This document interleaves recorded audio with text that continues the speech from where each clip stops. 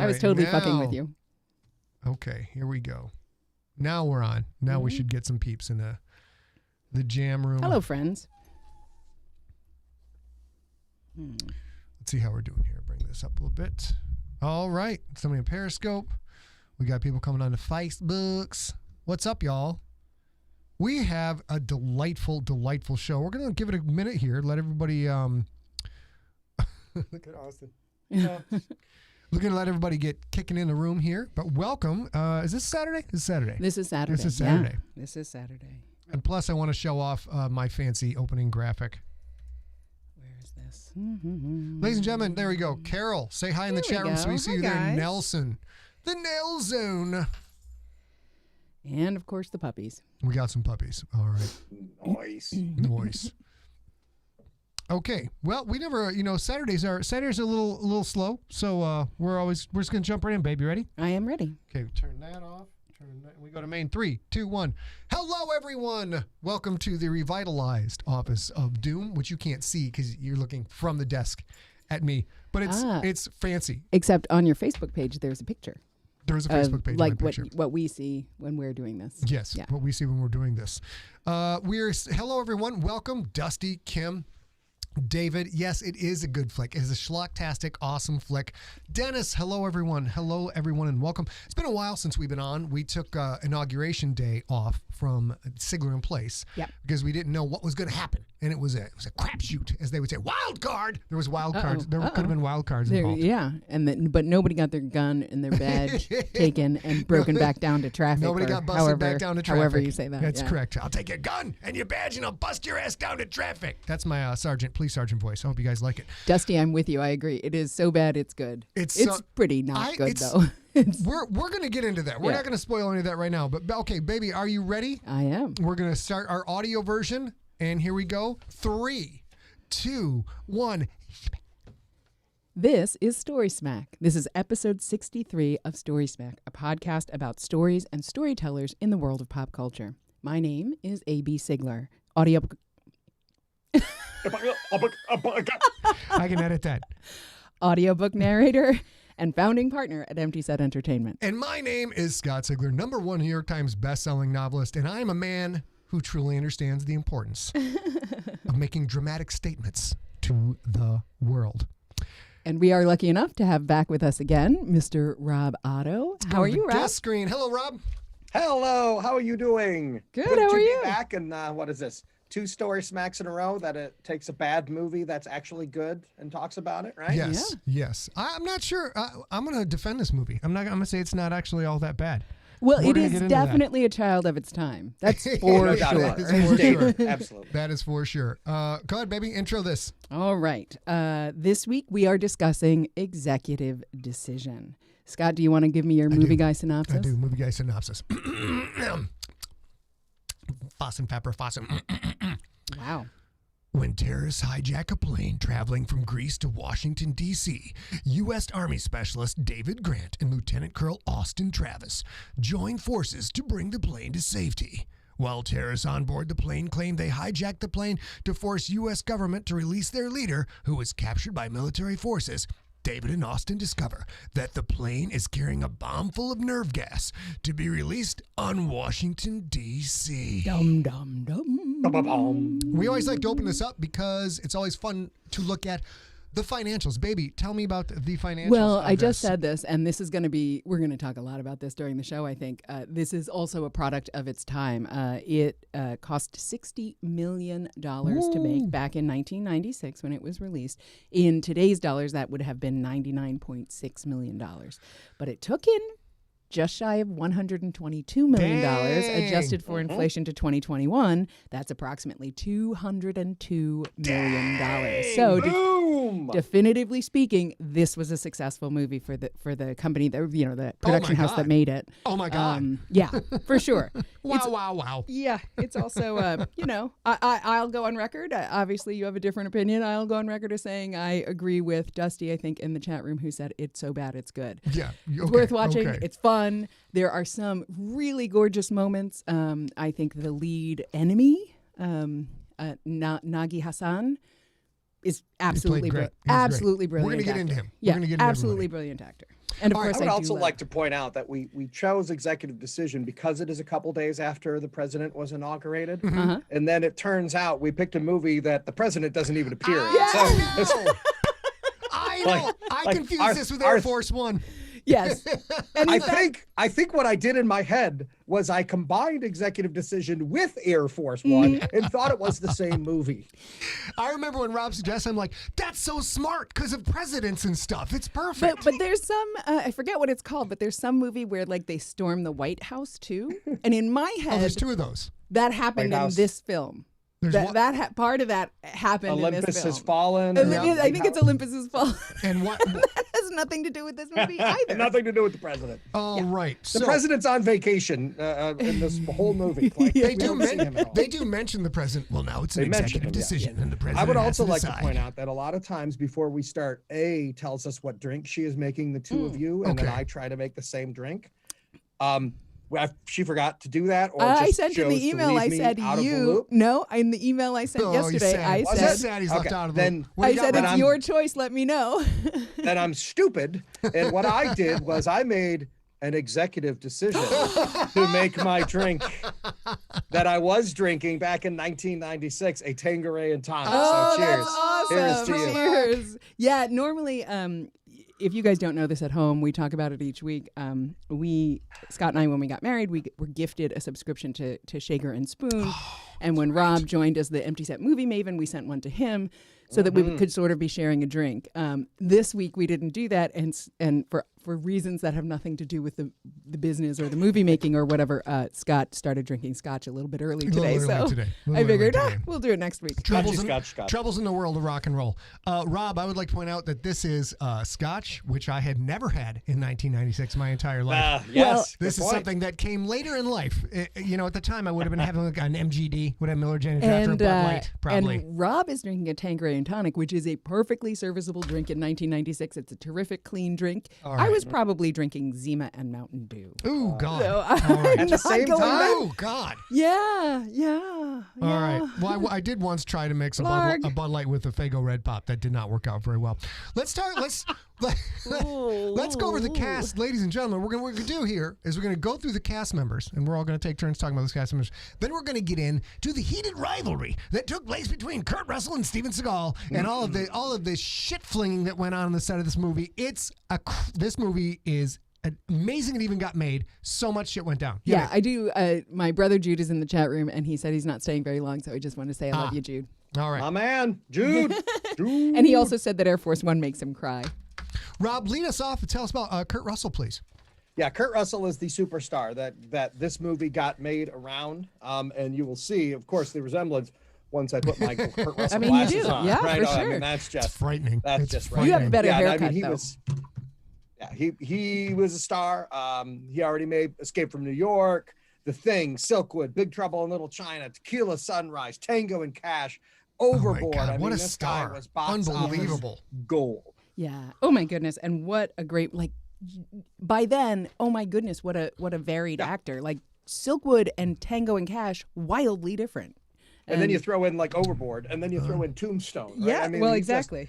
He Yeah, is he's- all over the he's- place, and he's his a king. career has continued for the 25 years since this movie came. Yeah, And rightfully so. Just Yeah, for sure. all the way up to Death Proof, and one of my favorite, Soldier is one of my favorites. Yeah, Doesn't he get a is. lot of Nice. respect, but I love that movie. And this Such is a fan, such a fan. This is we'll talk a tiny bit about this because it sort of comes up in '96. We'll get into it a little bit later. But he's had this long storied Hollywood career, and in this era of Me Too, he's been with his girlfriend for 37 years, Yeah. Goldie Hawn, and doesn't have a lot of that coming around and coming in. So that's important Right. because you want this sort of guy to survive. You want like a Harrison Ford sort of guy to survive Hollywood and do great. And On the flip side of the coin, Scott, I will be the fan of this gentleman. I'm a huge fan of the first 4 Steven Seagal movies, maybe the first 5. That's the right way to Mr. say that. Steven Seagal, playing Austin Travis.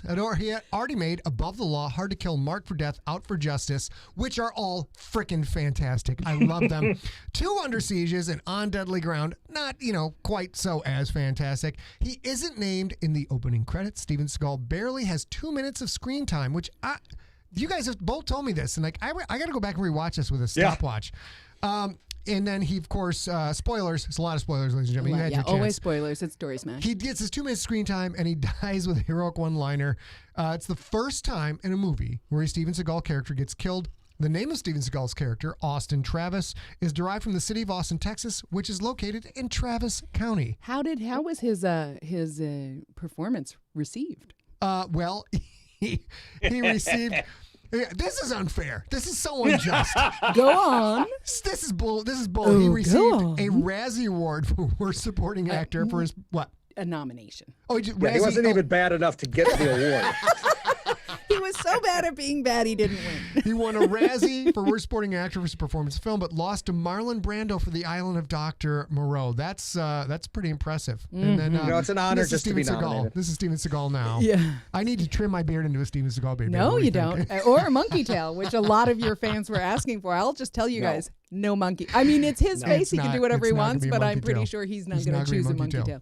Yeah, Steven Seagal is into that hairline is impressive. I'm not going to lie. A gentleman who was stellar in his early days and perhaps has not aged as gracefully as one would like, flipped over to someone who does not age at all. Ever. Yeah. The incredible Halle Berry. Incredible Halle Berry. This is a screenshot, a screen grab from Executive Decision. That's Halle Berry's character, Jean. She is actually, obviously, Halle Berry today, but back then she was just sort of ramping up into her superstardom at the time. She'd just been in Losing Isaiah, which was it's a dramatic movie. It's also a very 90s movie, very emotional movie.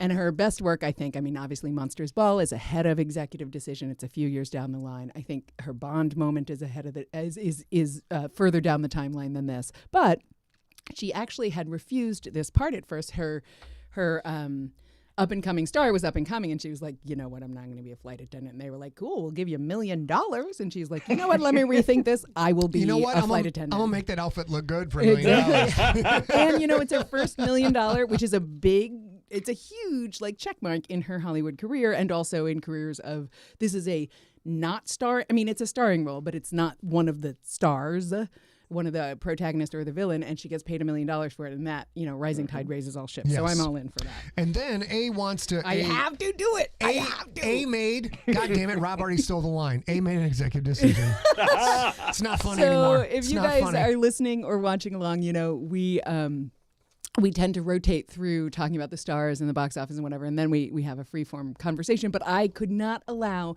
Scott decided he wanted to show these photos in a certain way, and I couldn't allow anybody but me to talk about my boyfriend, Oliver Platt. I love him so much. I think he's absolutely fantastic. He plays in this movie DARPA engineer Dennis Cahill. Dennis Cahill is kind of the architect of what happens I don't know how to not spoil it, but in the movie and in the plane or whatever. Spoil. We gave people, it's a 25-year-old We're talking about a movie that debuted 25 years ago. I think that's the spoiler window is closed. Yeah. But one of the things I love about Oliver Platt is he's a terrific actor. He's very well, he often appears erudite and stuff, but he chooses some of my favorite guilty pleasure movies to make. He did Working Girls, which I love, original Flatliners, which I love, Postcards from the Edge, which I hope everybody who saw it loved, Indecent Proposal, Benny and June, and my absolute favorite Three Musketeers rendition. I'm not saying it's the best Three Musketeers that was ever filmed, but it is my favorite, and D'Artagnan is the correct color, and I am proud of that too. All right. All right. And then we get to I'm a big fan of bad guys. Big baddie. All of my little Funko Pops, they're all monsters and bad guys. Like here's little Freddy Krueger. That's true. They're all villains, aren't they? All villains. And this villain, because the villains make the hero. That's the right? villain. Without a good villain. The same thing in your novels, Scott. Yep. The better the villain is, the better the hero has to be, and people get involved and they want to see the bad guy lose. Yep. So much, and that's what David Suchet did when he played Nagi Hassan. He's the bad guy. He's in charge of, overseeing what's going to happen. And he's such a bad guy. He doesn't even tell everyone working for him, his compatriots, right? Mm-hmm. That his real mission is going to be crashing this plane in Washington, D.C. and, infecting so many people and killing them with this nerve gas. That's his plan the whole time. They think once their leader gets let go, they're going to turn the plane around and everybody's going to leave. Never his plan. To the point where he even...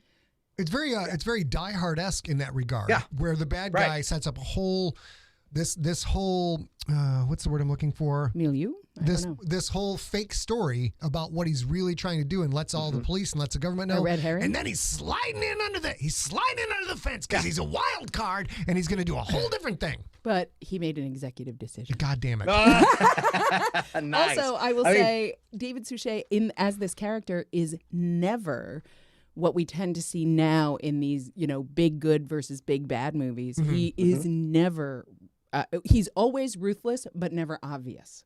And that is, I think, hugely powerful. I think he did the best job with his role in this, film. Really solid. Yeah, the only times he really loses it is when he thinks Halle Berry's talking to somebody on the phone, which turns out she was. When he has to kill one of his own men because he has to tell him what's really happening and we're not turning the plane around. And then right at the end when he's just like, Allah Akbar, heck with it. I'm going to kill the pilots and this plane's going to crash anyway. Yeah. And the rest of the time he is very specific. He is very determined. He is on point. He's not one of these wild, crazy bad guys, which are all the scariest ones because he's thought out every possible, almost every possible way. He's more Benedict Cumberbatch than Gary Busey on that scale. Well, exactly right. If that is a scale, then that is definitely true. Yeah, and Suchet had been acting for decades. I mean, this is the guy that played Hercule Poirot for 25 years. He was already 10 years. Was he already doing that when this came out? Yeah. Yep. 10 years in. Yeah. Wow. He was already 10 years into the Poirot series. Oh my God. Which ended only 7 years ago. I mean, he played Poirot for 25 freaking years, right? That's impressive. Baller. That is so strong. And then we've got one of my favorite actors. I'm moving around. John Leguizamo. He plays Rat, a member of Travis's team of badasses. His multicultural team of badasses, which was a step up in 1996. He's a Green Beret in the movie, but his range as an actor was well established in the time he took this role, having played everything from the drag queen Chichi Rodriguez in To Wong Fu, Thanks for Everything. Ooh, do I love that movie. Julie Newmar and Benny Bianco in Carlito's Way. And of course, he was just stuck as the standout talent in a horrible Spawn movie. He just was unbelievable in the Spawn movie, and everything else about it was just terrible. One thing that's really interesting about John Leguizamo, especially in this, like he plays he does this an awful lot, where he is truly sort of inhabits his character, and this is not for me one of the biggest memorable things, but unlike some actors, I can't say like, oh yeah, John Leguizamo as Benny Blanco, absolutely his star performance. I can't do that because he was also Chichi Rodriguez. And there's so many versions of, oh my goodness, this is such a standout performance that he's a stud.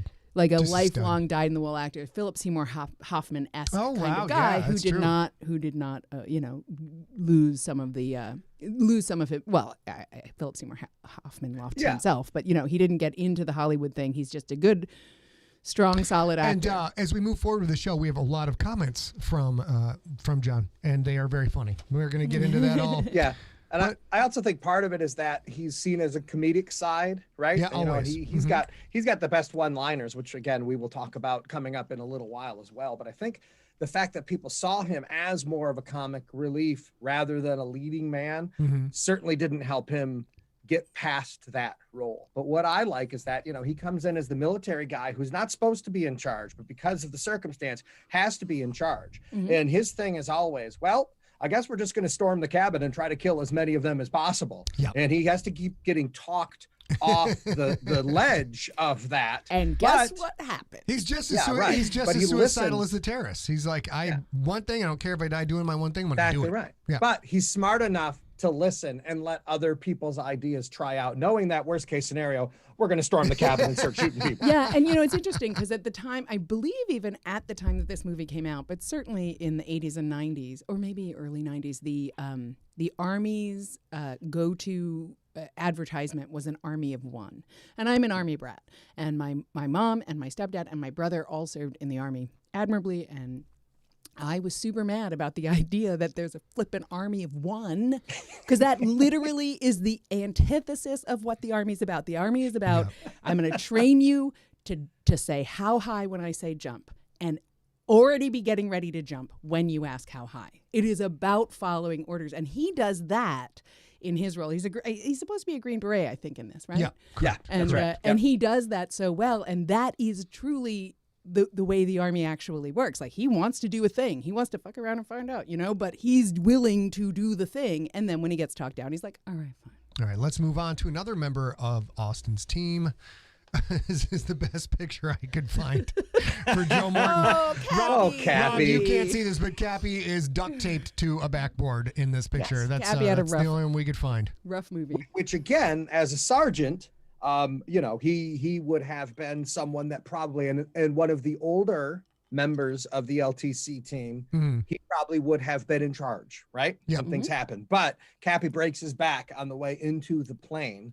And he's like the bomb expert, he's the one that's supposed to be taking care of all this. Right. And he is strapped to this board with that neck thing on the whole time. Right. I mean, that is like, It's a wonderful like the character best device. airline donut ever. But it's Sergeant Campbell Cappy Matheny.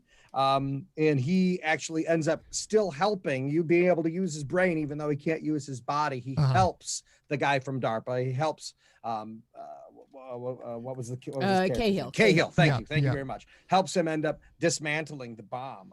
Morton was all over TV for decades. I mean, we're talking from Sanford and Son to Miami Vice to Equalizer to MASH. And I mean, it was just all these small roles. Dang.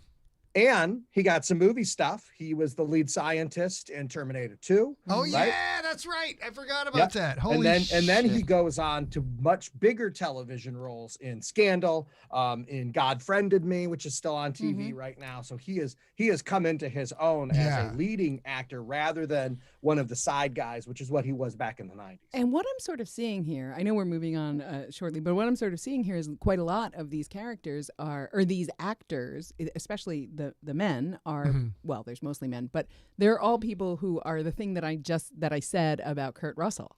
They have had most of them, not everyone, have had long careers where they've done well, where they've taken divergent parts and stuff like that and grown as an actor, which is what they deserve. That kind of thing is exactly what they should be doing, and have, acquitted themselves well in the cutthroat Hollywood It does look environment. like most of this cast has earned their long careers with repeated excellent performances and showing up and doing the job. And Cappy, I'll say this real quick. As far as writing goes and screenwriting goes, this was an awesome device. You take the second in command and you make him incapacitated. And then in the middle of this action adventure movie in a plane, you've got a guy strapped to a backboard who can barely be moved. And you have to manage that as well as all the other problems that go on. But We'll get into the screenplay a little bit later. I was going to tell you. Let's touch after we're done with the characters. Let's touch back about that because you talk a lot about having to time lock and all that stuff. Now we're going to talk about my favorite character in this whole movie. Oh my goodness, you guys! I don't care about the character so much. I didn't know this. Well, the actor. I'm Whip Hubley. Hello, my name is Whip Hubley, and I will whip your candy ass. That's what I'll do. I'm going to make an executive decision to whip your candy ass. I had never. Hey, Michael Deschamps. What? Are you kidding me? I had never. I've seen Mr. Hubley in many, many movies, but I didn't know his name ever, even though he was in Roxanne's and other things. Like, I'm Whip Hubley. If your name is Whip, you've got to grow up in school. You got to be ready to fight. You got to wonder if his name is technically Whip, though. Whip. I'm Whip Hubley. I mean, once you become Whip. He changed it for Hollywood. His name is actually Whip. So, getting on to Whip Hubley. He played Baker in the Strike Team. Before this movie, he was in Species. He was in Babylon 5 and one of the best TV shows ever. He was in Murder, She Wrote, Yeah, which I know pretty you much love everybody it, had to be in at some point. Yeah, exactly. I died on her lawn. It's fact. You did, Fact. yeah. Sean Dyer, you are correct. I loved Eureka, and I loved him in Eureka. He think about that crazy job he had, and he acquitted himself well there too. So the last actor we're going to talk about, Mr. B.D. Wong as Sergeant Louis Young, rounding out the crack team of heroes. He plays Wu in Jurassic Park. That's how you probably That's how you know that him. face. You know that. You're like, I know that face, man. I know it. Yeah. It's the haircut that throws you off. He has like the bullet head haircut. Yep. Yeah. Yep. It doesn't fit that guy's face. There's somebody else in there. Oh yeah, put a white lab coat on him. That's who. Yeah, and make him a total is. jerk and not a team player. And then he's the Jurassic Park Woo instead of Louis Young here. But of course, yet again, and I will stop saying this, I think, but another gentleman, well deserved his career. He's had a huge career. He's had a huge long career. Yeah. And has done really well, and he's still, he's still working, he's still good looking, he's still friendly, he still looks better without that bullet haircut. If you were listening to the podcast, after the live, you got to Google this. You got to Google BD Wong, executive, set BD, and then space Wong, executive decision, and look at a haircut that literally gives him a square head. It's quite impressive.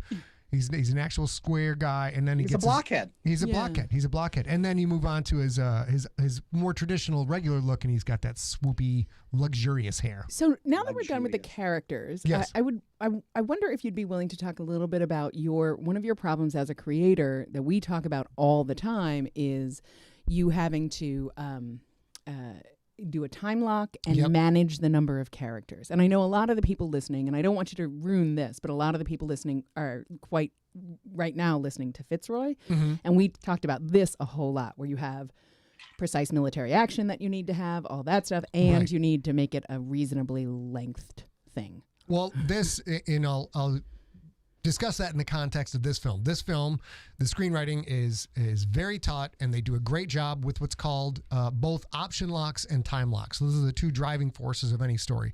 Either you have X amount of time to get a thing done, or you have X amount of options, and if you don't succeed at some of those options, then you're going to get the horrible consequences of what's going to go on. Most action adventure movies revolve around time locks because like this plane, you're constantly getting updates on how much longer the plane has until it reaches DC and how much longer it has till it gets shot down.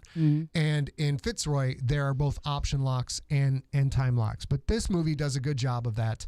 And you also cull characters. That's a thing that I find very hard to take as a reader when you do. Yeah. Like, if you guys have read Fitzroy, and I'm not going to give any spoilers for that, but there are people that you like and got to know, and you want to see how they fare, and then they're gone. And they don't fare so good. Well, because they're gone, they don't fare so good. But it's hard for me sometimes. But I see the reason for it. It's just hard as a reader sometimes to be. But you can't be invested in these two people, and you need to be invested. This in is 20 one of the happy accents of the screenplay and the difficult personalities involved, which we're going to get to. Is you have to always, as a writer, screenwriters of books, you have to constantly be upping the stakes. And one way to up the stakes is to show that you mean business. When someone gets into trouble, they could very well die. And killing off a major character early is a way to do that. Killing off a succession of secondary characters, like, of course, the whole horror movie genre is built on this. Let's get to know these 5 crazy college kids and start killing them off one by one. Because what happens is once you have done that, and then you put Jamie Lee Curtis in danger, the viewer stops thinking is on the edge of the seat because they know she's expendable. Like, this person could die. That's what made Scream so fantastic. They took the top billed actress and killed her right off the bat, which anybody else could go at any moment. It matters. Well, and I didn't understand that. I mean, I had lived that, and that totally actually happens to me all the time, of course, as a viewer and a reader. But I didn't quite understand it's not quite right to say manipulation, although it is a manipulation of my feelings. But it's not. It's for my benefit. Right. To do that to me, I found was quite interesting. He kept pointing it out. Like, no, you won't care. You won't care if Quentin lives if nobody ever dies. But there are movies where everybody lives, and there are many, many books where everybody lives, including, like, here's our 4 plucky characters who all gravitate around this one magician, and they're all in every book, and you know they're going to live, and people love that. There's certain books that people love a series where there's comfort in knowing who's going to make it through. What I do is different. What this movie does is different. Is everybody's on the chopping block, and that's a different style of storytelling. Sure. I also think that a mix of that is, for me personally, a mix of that is how I like my entertainment. I'm not saying in one product, but I like books where I know people are going to get through, and I like books where I don't know what's going to happen. Rob, what were you saying? And it goes all the way back to Psycho. I mean, Janet Leigh was the biggest name. She got top billing in Psycho, and the thing that pissed Hitchcock off at the time was that people would stroll into movies late after they had started. And so part of the campaign was don't miss the first 10 minutes of this movie, because people would just stroll into movies late, and he didn't like that. No. And so he killed Janet Leigh off in the first 10 minutes of that movie. Spoiler. And everyone was shocked, right? That's the point. The other side, Scott, I know you've talked about this in writing, where you have to have a very easily identifiable characteristic. So when that character pops back up, you remind the reader who they are without a whole bunch of exposition. Yeah. Right. I know Stephen King is fantastic at that. He's the But best. I think that's why you get like this, rainbow coalition of faces on the team, right?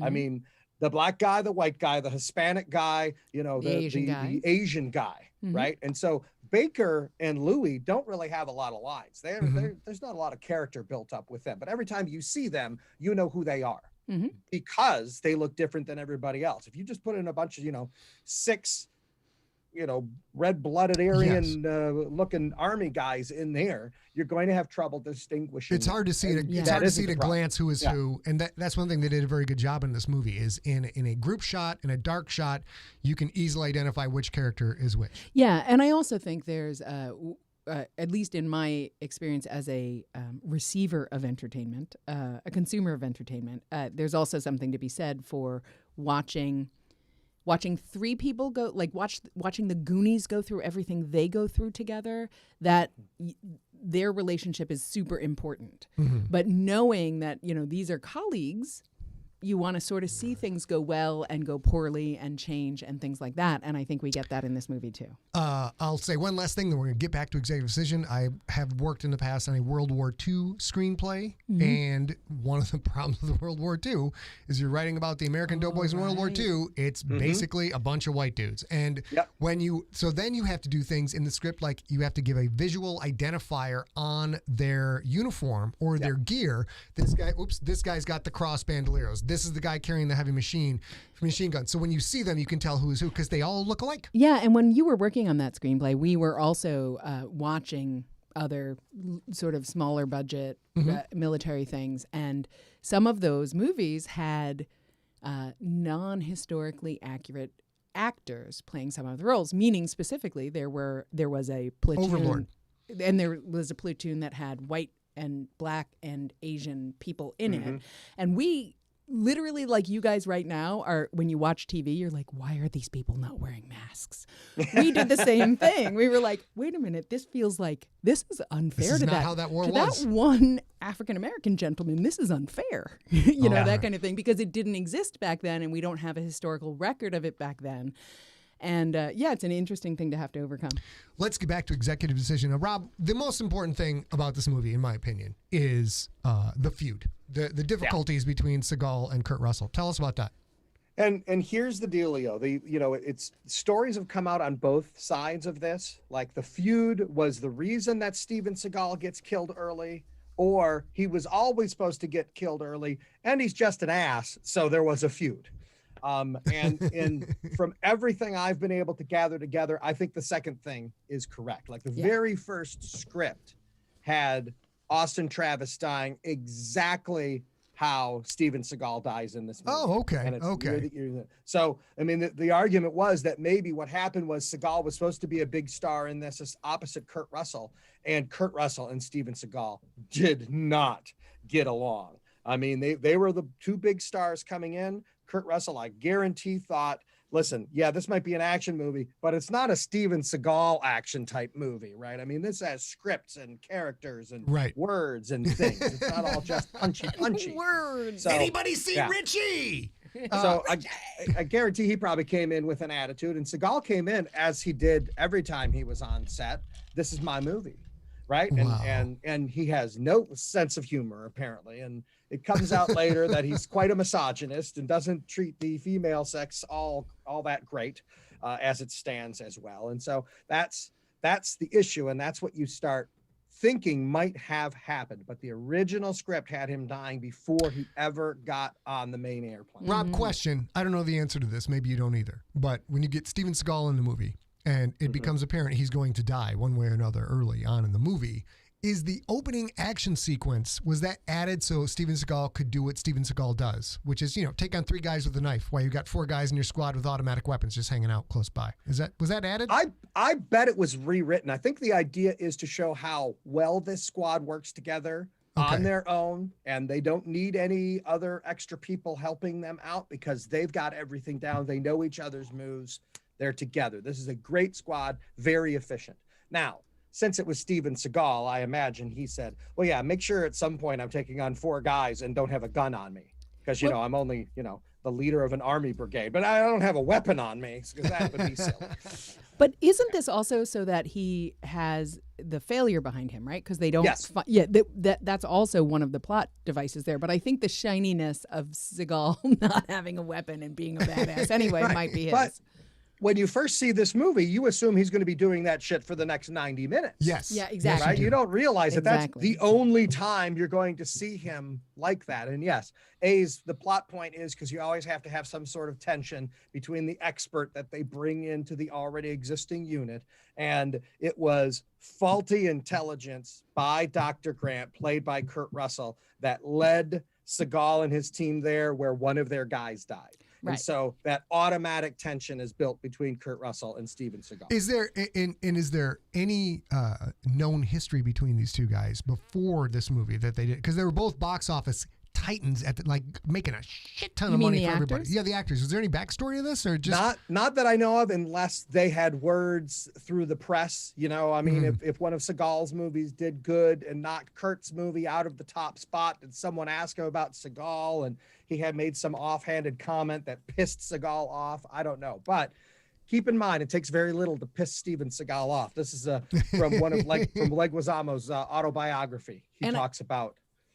Oh, yeah, right. he talks about he thought Steven Seagal was making a joke, and he laughed at the joke because he thought it was really funny.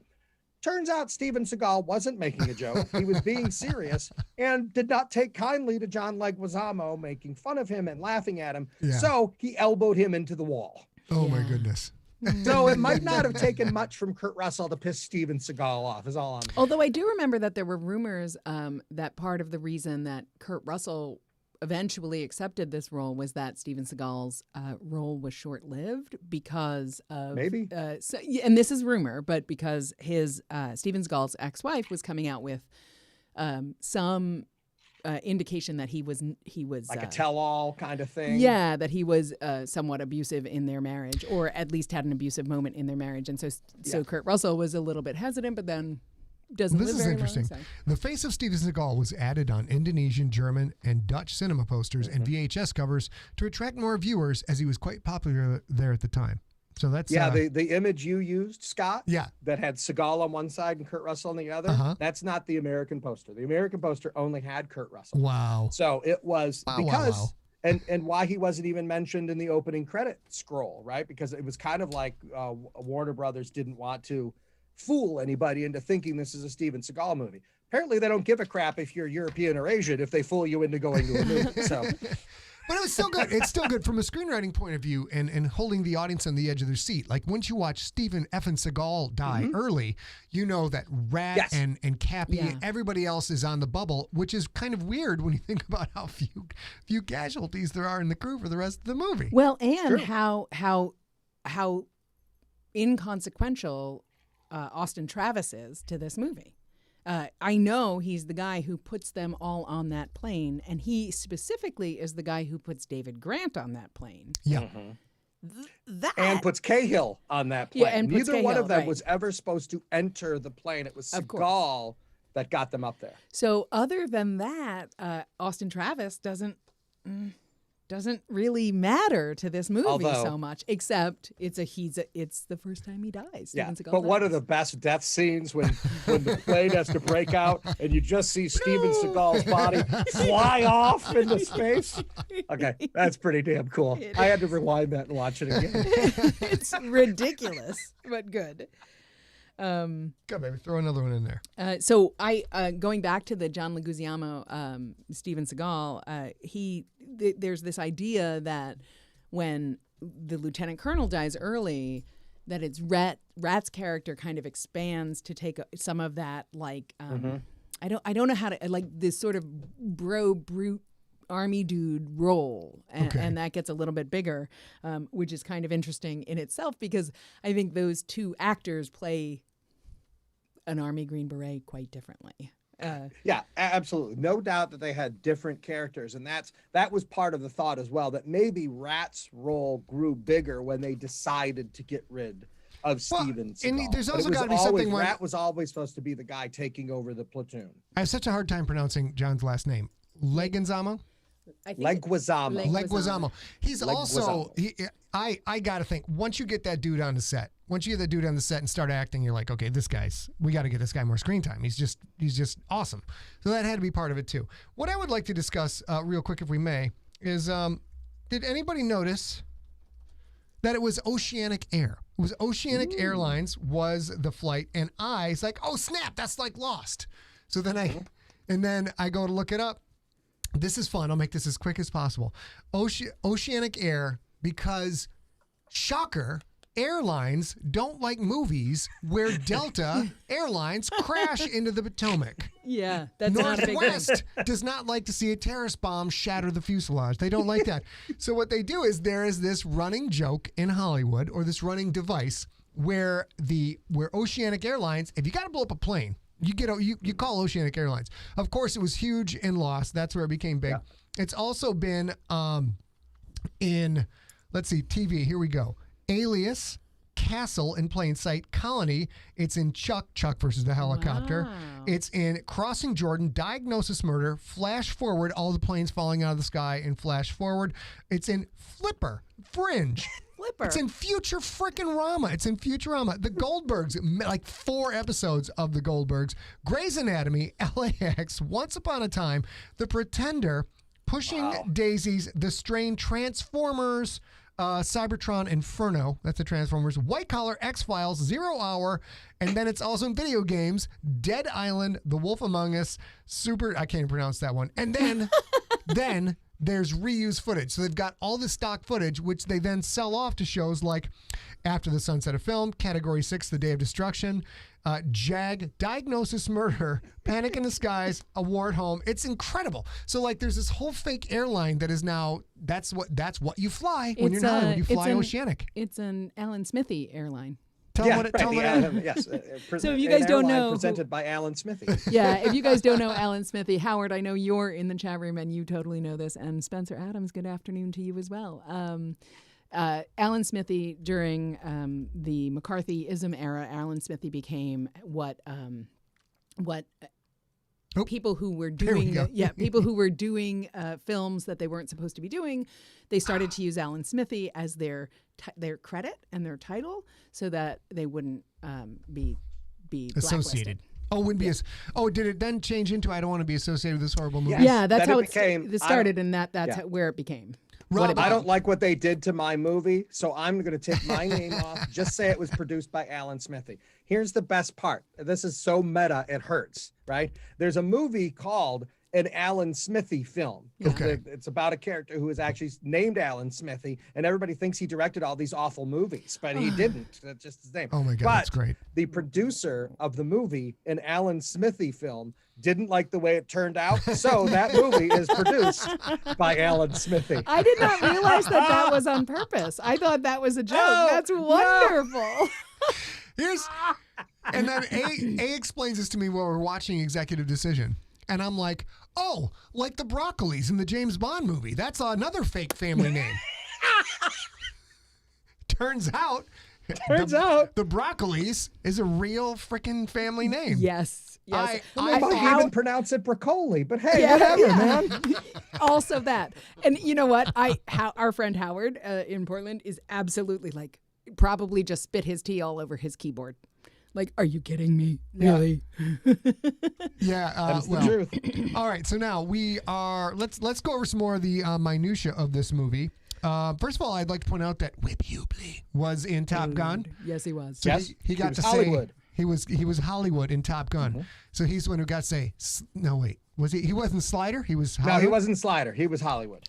But sorry, I also honestly thought he was Slider. I had to look it up, and he was Hollywood. So he doesn't get to say that. But he does get to say some lines about F-14s because he flew an F-14. Well, and speaking Gun, of, this is an interesting thing. If we talk about, so if you didn't watch all of Executive Decision, spoiler, at the end, David Grant, who is the think tank guy, has to land the plane. and you see him very early in the film. You see him taking flight lessons in a teeny tiny. I don't think it's a Cessna, but it's a teeny tiny plane like a Cessna, and then he lands a giant 747 or something, and those are quite different things. And the only thing though, it's not a little tiny plane. It's actually a slightly larger Beechcraft that has landing gear. So most of the smaller planes, their landing gear never goes up. That makes sense. That makes sense. Yeah, but the Beechcraft they show him flying at the beginning as a student has landing gear. And so he sort of forgets the landing gear when he's up in the air, which is a forgets really the nice flaps. tip. I mean, all these things he has to do. But I mean, I don't know if, he would know that there literally is a book, a big binder that says everything about the plane. Like he has to know what the approach speed is and what angle the flaps are supposed to be. At least they had him get the book. At least they had him this information is available on the plane, just in case of terrorists with nerve gas. They have that handy all the time. But now, what I'd like you to do, Scott, is get yourself in a frenzy thinking that your office is about to crash. Grab one of those books behind you and in 15 seconds find 3 very specific pieces of information. Oh, no. In a book you've never looked at. I'll stop. I'll grab the office attendant and say, hey, you, look up in this book because you have to know where it's at. So I assume that with all the subtleties in this movie and the overt transparent, like when he's flying a plane in the opening or after the first action scene, you're like, guess what he's going to do later on? He's going to land a plane. Like you can see that coming. But I'm going to guess there's a few things left on the cutting room floor. Like Halle Berry was probably like studying to go take the captain test or something like that. She knows where everything's at and he knows where. So there's little things that get cut out in editing all the time. But this screenplay, I learned this from my extensive research. My esteemed colleagues. My esteemed colleagues right here. The screenwriting brothers, Jim and John Thomas, also wrote both the Predator movies, which are both awesome. So there's some serious 90s action adventure for you. Pow, pow, pow, pow, pow. Oh. Predator 2, and Executive Decision. Probably others, I'm going to guess. Not bad. No, that's pretty good. And the director, this was actually Stuart Baird's first movie he ever directed. He was a longtime film editor.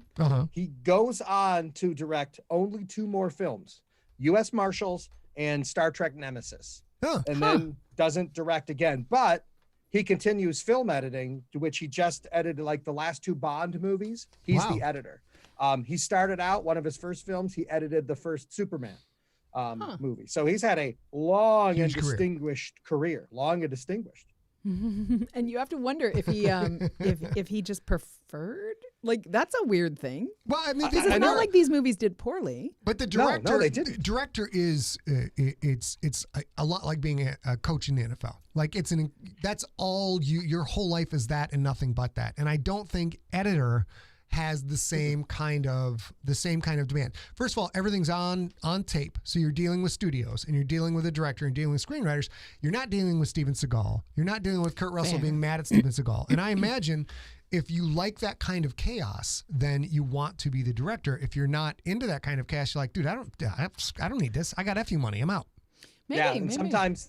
Sometimes the huge payday isn't worth it, right? And I'm you sure paid a hell of a lot more to be the director, but you have to take on a hell of a lot more headaches. So, I'm sure he does just fine. I'm good. Now, what's interesting about this movie is also the film portrays the hijacking of a plane to be used in a terrorist attack, much like the attack in the World Trade Center on September 1st, 2001. Flight numbers 343, which is the exact number of firefighters killed on September 11th. This movie, I don't know if it doesn't get too caught up in political correctness, like some Tom Clancy movies where the plot was completely adjusted from the book in order to be more sensitive to people who were being maligned at the time. This movie really just goes straight down the pipe. It does not portray the terrorists as caricatures or dumb. They are fully committed to their cause. They're justified in their cause. And they're screwy. They're like amongst themselves. They have sort of internecine fighting, just like everybody else does. Like they're not this one big unified force and totally evil or anything like that. But the movie, from a character perspective and a screenwriting perspective, it did a good job. Like what I always find mesmerizing, what I try and put in my work all the time, is if the writers or the movie makers do their job correctly, you are not entirely sure who to root for. It's usually an 80-20. And your general culture, 80% you want to win.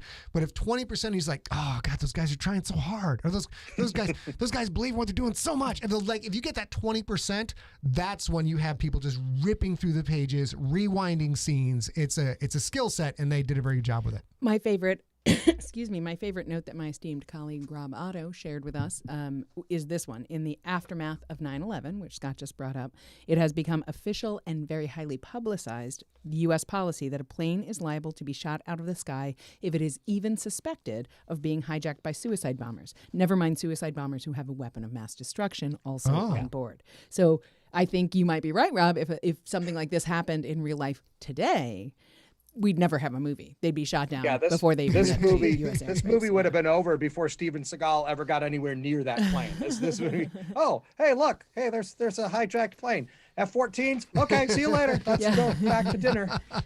Which would have been great for Austin Travis. He did not fare well. No, he did not. Wow. You guys have informed me in this. Both Kurt Russell and Steven Seagal were considered for The Expendables in 2010. After this film, both turned it down. Russell in favor of Not Looking Back, and Seagal because of a feud. Shocker. With producer Avi Lerner. Also, let's be honest, there's no way Steven Seagal could have done this movie with like 12 other A-list action adventure guys who are all getting like less than 5 minutes of screen time. No. That would have been an issue, and that was a check your ego at the door, the Expendables movies, and from everything we know of Steven Seagal, this is the one and only time he ever tried to do that, and he still couldn't do it very well. Yeah, and as you said, like Rob brings all the best little nuggets of information to our StorySmack. I got me some nuggets. He also talked about Steven, the script as it was originally written. He mentioned this earlier, was Travis was always intended to die in the first few minutes of the movie, but he was supposed to die because of is it a change in cabin pressure that would make his head essentially his head was supposed to explode from a change in cabin pressure. Here's the thing. Wow. For all this Steven Seagal stuff that we now know, now that it's 2021 instead of 1996, he seems to be that kind of a gentleman anyway, that sort of a person. That said, I'm not mad that he didn't want to die that way. That's ludicrous. I thought the way he died was great. I thought also it was great. Ludicrous, but less so, and I liked it better. One of the only drawbacks because this the high line cable work above the cabin. I was waiting for someone to fall off the cable, fall through the plane ceiling, and wind up. I was waiting for someone to accidentally get caught out and sit down in a seat like, oh, I'm just another passenger, and then eventually get discovered. There was so much in this movie. They did a great job with one of the devices I try and use a lot, which is the fake red herring. Or no, the red herring. It's a straight red herring. It is a straight red herring. Fake red herring would be something that actually happens. Yeah, which would be just a herring. What you try and do is, all of us have seen so many movies, so many TV shows, read so many books, played so many video games. There are tropes that are always present, and tropes work for a reason because people get done with consuming that product like, that part was great. I know I've seen that 78 times in different things. It still pulled at my heartstrings, and when boy meets girl and they ride off into the sunset, it still gets you even though you know it's coming. One of the games you can play as a creator is you present, here's a thing that's going to happen, and then all the smarmy a-holes like me are like, oh, like he's not going to fall through the ceiling, wind up in a chair, but this is and about just brush off stuff, put up a, like that's not going to happen. He's not going to sit there reading the New York Times or something. Like, it's obvious. It's so obvious. And then it doesn't happen. You're like, you sons of bitches got me. I like that you both have your own individual voices for the smarmy movie guy. Rob and I have watched literally thousands of movies together, and this is it's hard to get through a movie. It's hard to get through a movie without being smarmy. I have to mention it. Nobody else has yet, so I will say that there are several flight attendants on this flight. One of them is played by Marla Maples Trump, who was at the time married to Donald Trump, which is the closest we get to a president and this movie on Inauguration Week. Yeah, her whole role was to look concerned, to tell Halle Berry, don't do that. That's pretty much what she does this entire movie. What are you doing? Don't do that. She did what great are you at doing? That. She was very don't good do at that. Yeah. She might have had a lot of practice at the time. Just saying. Might have been not even acting. All right. Last thing, I'm going to bring up one thing. Then Rob, you give me a closer. A, give me a closer. This is fascinating for a movie that does present Islamic terrorists as the villain, which was a bold choice, not quite as bold as later on, but it was a decision that had to be made to not change that. And let's make them South Africans, right? They actually do that.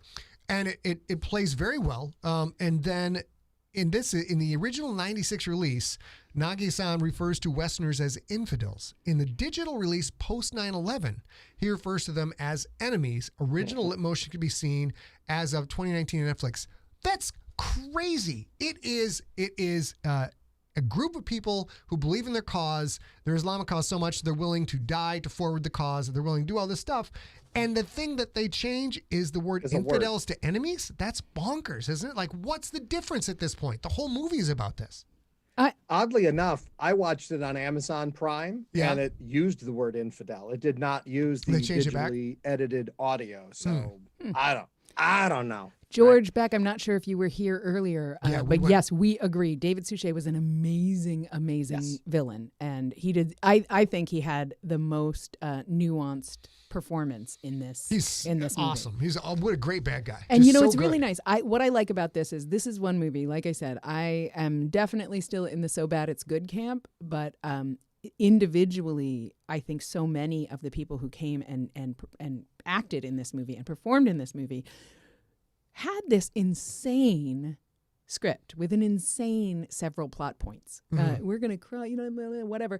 And then they actually stood up and did it to the best of their abilities and made it as real as they could. And I think Nagi Hassan, David Suchet's character, is the best example of this. But we have several of them. I think Oliver Platt does well. I think Cappy does well. I think Rat does well. I'm not so sure that David Grant and Austin Travis, Kurt Russell and Steven Segal, they do the best they could, but they do admirably well. But all the supporting cast, I believe, really easily slips into the only way to make this work is to make this real. And I think they do a good job. I think the drama that works best is when Cappy and Cahill are trying to disarm the bomb. Yeah, they're great. And they really work well There's no together. action. It's mostly static shots and a lot of close-ups, and you see, Cahill's, you see Platt's shaking hand and all that kind of stuff. That's the real drama in this movie. It really is. Yeah, I will finish up. My last point about this movie is that for all the fun performances and the erstwhile efforts of all of the acting crew involved,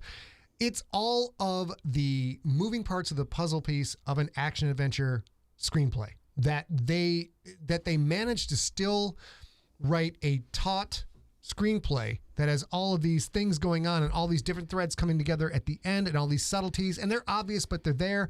And yet they did that with crazy personalities and forced rewrites on the set. The Thomas brothers did a fantastic job with this screenplay. It's just for what it is, for an action adventure movie in the 90s, they crushed it. Rob, any last thing to say? Leguizamo doing a whole bunch of, as he does, he's smart, he's funny. So he ad-libs. And apparently he was ad-libbing so much that he even pissed Kurt Russell off. So maybe Kurt Russell didn't mind Steven Seagal, giving a little elbow to John Leguizamo earlier. But a couple of the best lines, I hope there's a good movie on this flight. And then when he takes Kurt Russell's shoes off, he says, boy, I hope the smell doesn't give us away. Those were all ad-libs. Oh, really? Wow. Oh, that's good. Especially, I hope this is a good movie, or there's a good movie on this flight Because you know what? One of the Thomas brothers said the other one, you know what we should say when he gets on there? Should be, hey, is there a good movie on this flight? And the other one said, dude, that's ridiculous. Don't do that. And then Leguizamo does it and goes, ha ha, told you, bro. And whoever that brother was also like, should we stick in, you need to make an executive decision? No, not now? Not okay. Later. When do we say it? Is this no, not yet. Okay. All right. Rob, any closing things to say about this wonderful 1996 action adventure film that has stood the test of time, sort of? I also like that there is almost no hint at romance between the lead male character and the lead female character. Right? Yes. Maybe at the end when he asks her out for a cup of coffee, maybe that's trying to imply something. But this isn't, we're in the middle of this situation, in the middle of this plane, let's make out. Thankfully, never happens. And then there's a throwaway line right at the end of the movie where Kurt Russell is a big hockey fan and asks her if she likes hockey. And she says, no, I like baseball. She was married to David Justice of the Atlanta Braves at the time she made this movie. So I don't know if that was one she suggested, but it's a cute little throw in at the end. So we're just about done with this, but Rob, I'm hoping that you will come back in 2 weeks on February 6th and talk about Swingers. Oh, yes. It's close to Valentine's Day. It's a on. love story. It is so on. It's so look, money. it's on. It's so money. You guys, if you haven't seen Swingers, go. It's it's a crazy, wonderful, fantastic film that launched several careers. And indie film that launched. Yeah, several of the people that we love today got their start there. If you love Marvel movies, go watch Swingers. You'll be shocked. It's amazing. So, Rob, thank you so much. Go it's ahead. Right. Yeah, it's right before Valentine's Day, and this is the story about the hopeless romantic. I mean, it's a perfect. It's wonderful. It's wonderful. Who drives, what is it, a Corolla or something? It's not a good. Yeah, and then the girl stops talking to him. Yeah. Robbie, thank you so much for joining us yet again. Fantastic. So nice to chat with you guys. I wish I could have watched more movies together with you guys. It's me and not Kurt Russell. I'll take my glasses off. It'll be Kurt Russell, my dreams, bro. Sorry. Uh-oh. Sorry, bro. Wow. Sorry, bro. Wow. Wow. All right, Rob. Bye, buddy. Bye. Let's go back to Maine, and then boom, and baby, let's say our goodbyes. These lovely people who hung out having a good time with us. As I just mentioned, StorySmack will be back on February 6th with the live cast. It'll drop into the podcast feed after that, and we will be watching the movie Swingers. Watch at scottsigler.com or facebook.com/StorySmack for news about our next review. And of course, as always, thanks so much to Rob Otto for joining us. So that is it for episode 63 of StorySmack. You can find Scott and I online. Scott is at Scott Sigler at Twitter and Instagram, and his Facebook page is facebook.com/ScottSigler. I am at A Real Girl on Twitter and at a.real.girl on Instagram. And you can find us online at facebook.com/StorySmack. We do update it every now and then, but if you're listening to this or watching this, just go to facebook.com/ScottSigler and catch up, or scottsigler.com. You can watch us stream StorySmack at facebook.com/ScottSigler, twitch.tv/ScottSigler, and youtube.com/ScottSigler. We do it every other Saturday, and we would love to have you join us. And in addition to StorySmack that we do every other Saturday, every Wednesday, we do Sigler in Place. At the same place that you're watching this, at Wednesdays at 6 p.m. Pacific time, we do about an hour of just hanging out and talking and interacting so that we don't spend all of our time alone. And we don't spend too much time doom scrolling, which is a thing, yes. And I release an unabridged episode of one of my full-length audiobooks every gosh darn Sunday. You can get episodes for free via iTunes, via Spotify, iHeartRadio, many more. Just go to scottsigler.com/subscribe. I've been doing this for 16 years, and we ain't going to stop anytime soon. We do hope that you subscribe to listen to Scott's books and more StorySmack goodness in the future. And until the next episode, we will talk to you all real soon.